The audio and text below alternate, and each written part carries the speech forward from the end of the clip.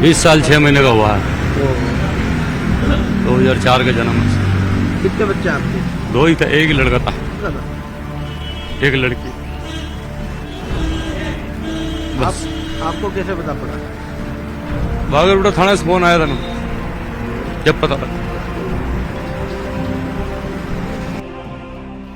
सोचिए उस पिता के दर्द के बारे में जो अपने इकलौते बेटे की लाश की आस देख रहा है, कब कागजी कार्रवाई पूरी हो और कब उसे अपने जवान बेटे की सूरत देखने को मिले।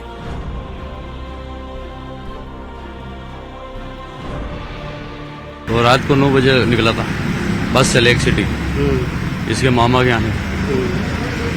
तो उसके रात को उसकी मम्मी से बात हुई थी मेरे से। तो क्या करने निकला था? शादी थी और यहाँ आया था इसके मामा का। तो बागरपुरा थाने से फोन आया सुबह, कैसा ऐसा हो गया। उम्मीदों से भरी एक जिंदगी जब डेड बॉडी बन जाती है तो उस दर्द, उस पीड़ा को अभिव्यक्त करने में शब्द हाँफने लगते हैं, संवेदनाएं भोथरी हो जाती हैं।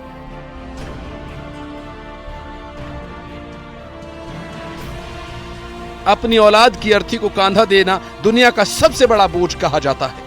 अब्दुल सलीम उस बोझ को भी कंधा देने के लिए मजबूर हैं। अब्दुल सलीम ने हादसे में अपने इकलौते बेटे को खोया तो गोपाल राजावत ने अपने छोटे भाई को। बाद में हुई थी? हाँ बिल्कुल, चल के आया था वो आराम से, यहाँ हॉस्टल भी चल के आया था और वहाँ से भी चल के आया था। जलने के बाद भी क्या कह रहा था वो कुछ नहीं, जलन हो रही है, बस यही बोल रहा था। फिर बाद में सडनली डाउन होता गया, फिर रात को सडनली चले गए। आप लोगों को कैसे सूचना मिली? हमारे को जो उसके 2 साथी और थे उन्होंने फोन करा हमारे को, तो हम फिर यहाँ आए। और हमारे यहाँ रिश्तेदार है उनको भी फोन करा, वो पहले हमारे से पहले वो यहाँ पहुँच गए। तो वो जो दो साथी थे वो ठीक है? वो ठीक है, उनके कुछ भी नहीं हुआ। अच्छा, ये तो सिर्फ गाड़ी लेने गया, वो चले गया। एक मिनट भी लगा, गाड़ी भी स्टार्ट नहीं हुई।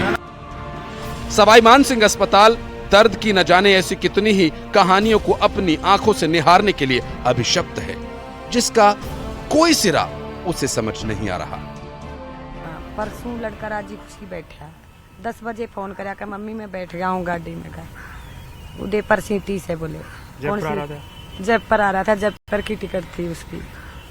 तो राजी खुशी वो बैठ गया। फिर मैं कहा भाई सवेरे हमारे को फोन कर देना, उतरे तो सही। उसका फोन कॉल नहीं, कोई कुछ भी नहीं आया। फिर हमारे को आप ही सूचना मिली पुलिस वालों से, वो उसका मोबाइल था, उठा के फोन करे हमारे पास के बोले इनके पिताजी का फोन नंबर निकल आया उनके पास। फोन नंबर मिलाया जी, बोला ये कहाँ से लड़का आपका कपिल है? हम कहा साहब हमारा है। बोले इसका तो बोले ऐसे ऐसे हाल हो गया खराब सीढ़। अच्छा। हाँ, उसने सुलसला दी पुलिस वालों ने, वहाँ से जा वो बस का आग लगी, जहाँ से लगी आग। जब हम बोले आप फटाफट आ जाओ, आपका लड़का सीढ़ियों से बाहर है।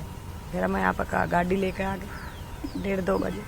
आगे देखते तो सीढ़ियों से बाहर मिला हमारे। कपिल की उम्र कितनी है? क्या बच्चे हैं उसके? शादीशुदा है? हाँ शादीशुदा, छोटा है बच्चा। तो लड़का तो है 4 साल का, 3.5 साल का। लड़की है 6 साल की। 2 बेटी, एक बेटा एक बेटी है सर। बहुत नींद नहीं आते परिवार की, कि हम सोच भी नहीं सकते कि हमारे तो ये खालिस्तान सा हो गया है, इसकी भरपाई नहीं कर सकते। कितने साल के बच्चे हैं? एक बेटी है एक बेटा है। बेटा है 5 साल का, बेटी है 3 साल की। परिवार में इकलौता है? मम्मी पापा हैं वो बूढ़े हैं और कोई कमाने वाला स्रोत नहीं है। भाई है छोटा, वो भी बेरोजगार है, कुछ नहीं है कोई कमाने वाला। बच्चे छोटे हैं, माता पिता बुजुर्ग, भाई बेरोजगार। पर यह बात मौत को कौन समझाए जो दबे पांव आ जाती है और परिवार के कमाऊ पूत को जबड़े में दबा ले जाती है।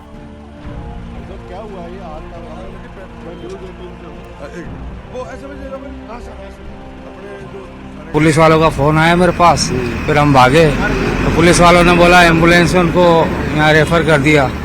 तो फिर हम यहाँ आए, फिर उसके साथ अंदर भी गए।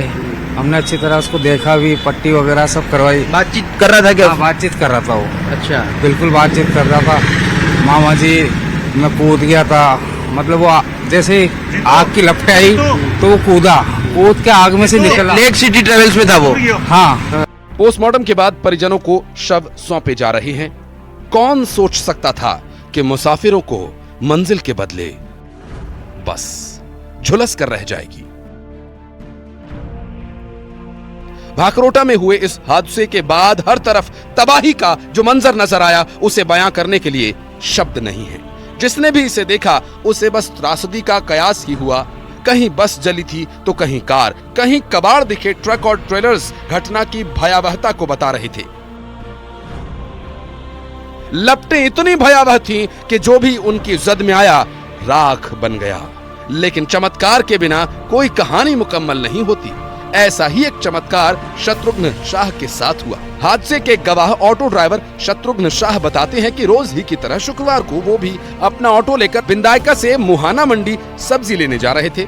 भाकरोटा में घटना स्थल से करीब 150 मीटर दूरी पर पहुंचे तो ट्रैफिक के चलते ऑटो रुका। अचानक गैस की गंध आई। कुछ समझते उससे पहले ही तेज धमाका हुआ और ऑटो छोड़कर भागने लगे तो लपटों ने पीछा किया और घेर लिया, जिससे चेहरा झुलस गया। पर गनीमत रही कि जिंदगी बच गई।